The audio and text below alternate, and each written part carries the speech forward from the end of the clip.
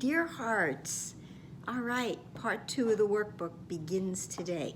Now, as most of you know, if you've been following along with me for this year that we've given to God, when we come to a new section of the workbook and there is an introduction, I like to do a video on that introduction because these introductions are not meant to be skipped over. I know some have done that. I've heard some confessions. These introductions are meant to really be read and understood. They, many ways, set the tone for the practicing that comes afterwards. So in beginning part 2 of the workbook, it strikes me that the very first sentence of the introduction is, words will mean little now. We will use them but as guides on which we do not depend. We know that words are tools and sometimes not sufficient ones. Words are very often misunderstood, especially in texting, so just remember that, in this world, in this ego land. So words can be misconstrued very frequently and very often. The goal of the path, the goal of the course, is for us to come to the time when, because all of our minds are joined, that we will communicate and we will connect through our minds, and words would not be necessary at that point. We know we are an extension from the mind of God. We know that all minds can join and bodies cannot. So it is only the minds that are joining that give us the ability to have really good, clear communication without any kind of misunderstanding whatsoever. So the introduction goes on, to tell us that we still are practicing. We're practicing in the morning, we're in the evening, when we're practicing hourly. But we're not told how long we need to practice, because it says we use as much as for the duration of time. We use as much as we will need for the the result we desire. And that's it. Like, how far do you want to go with this? What is your desire? What do you want your goal to be? Figure that out, and then that's the amount of time that will be dedicated and committed to practicing.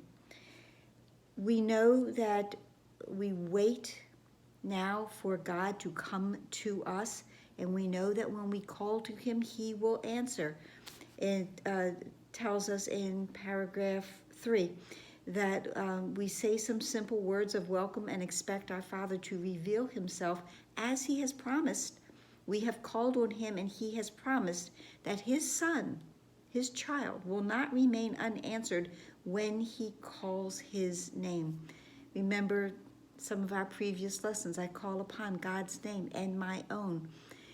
We are that close. We call to God, who is our Father, and then we wait. And we wait patiently, knowing we will be answered.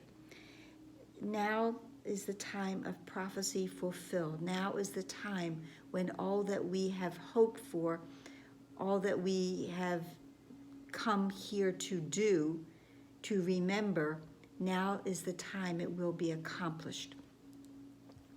The introduction says, He has willed to come to you. When you have recognized it is your will, He do so. And you could have never come this far unless you saw, however dimly, love that it is your will. We've talked and talked, and I endlessly, it might seem, about the importance of our willingness. Our willingness is everything, even a little willingness. A little willingness that comes with full commitment can move mountains. That is what we are here to do now. We are to be willing, have that willingness, and now wait and allow God to come to us. But God truly needs to realize and to know that our willingness is sincere, because in the past it has not been. In the past we have been distracted many, many times by many, many things. But now we are willing, and it tells us we will not look backward now. We look ahead and fix our eyes upon the journey's end. Now, paragraph 7 of this introduction, and I said it last year as well, and if you agreed with me, to me, paragraph 7 reads as though it is a prayer. I want to treat it as that, and I'm going to read it. It says, "And now we wait in silence, unafraid and certain of your coming. We have sought to find our way by following the guide you sent to us, the Holy Spirit. We did not know the way, but you did not forget us, and we know that you will not forget us now. We ask but that your ancient promises be kept, which are your will to keep. We will with you in asking this. The Father and the Son, whose holy will created all that is, can fail in nothing. In this certainty, we undertake these last few steps to you and rest in confidence upon your love, which will not fail the Son who calls to you." This is, I feel it's a prayer of really stating what we know is true. This is our own prayer of commitment and release of everything in the world, in the ego world. We know that you have already sent us the Holy Spirit. We know that you have not abandoned us. We know that it is your love that is responsible for all creation, everything that is real and true, and us as well. And we know that as we wait, you will come, Father, and you will take those last steps that we join together once and for all eternity, that we are back home. And so we start upon the final part of this one holy year, which we have spent together in the search for truth and God. And that is it. We have given this year to God, and this is the second part. So this is the second part of the year, and it's almost exactly 6 months and 6 months. So that's, very telling, because in this world of time, this is the second part of the year that we are in now. The paragraph 9 says, "We had a wish that God would fail to have the Son whom he created for himself." We had a wish, we had a thought, we had an errant thought, we had a mistaken thought about that. We wanted God to change himself and be what we would have, what we would make of him. We thought that we had the power over God to make him what the ego would make of God. And we believed that our insane desires were the truth. And now we are glad that this is all undone.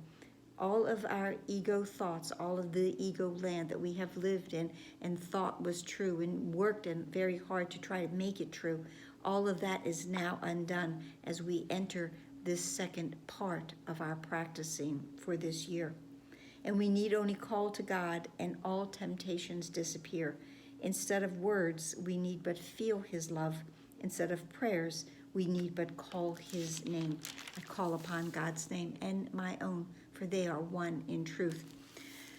Now, for each section, there's a special thought. It's called a special thought. And that is the idea that is guiding the next lessons that come. The next 10 lessons are all guided by the special thought. The first special thought, because it's very important, is what is forgiveness. There'll be another video after this one where I'll cover that special thought and the lesson for the day, which is 221. But what the introduction tells us is that these special thoughts should be reviewed every day, each one of them, and continue it until the next one appears and the next one is given to us. So every day with your practicing, we read, reread, reread, repeat for now what is forgiveness, and then do the lesson.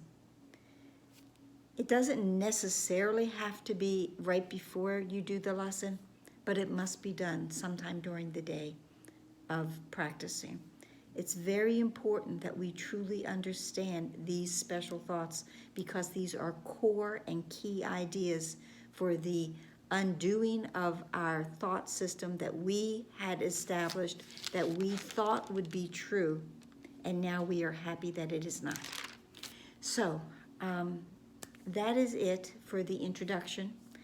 And I know for some it's 10 minutes and it's a little bit long, but it's worth it, because you're worth it. So please like, please share, please subscribe. Please don't forget to watch the next video. Please pray, and please be here for what is forgiveness. Namaste.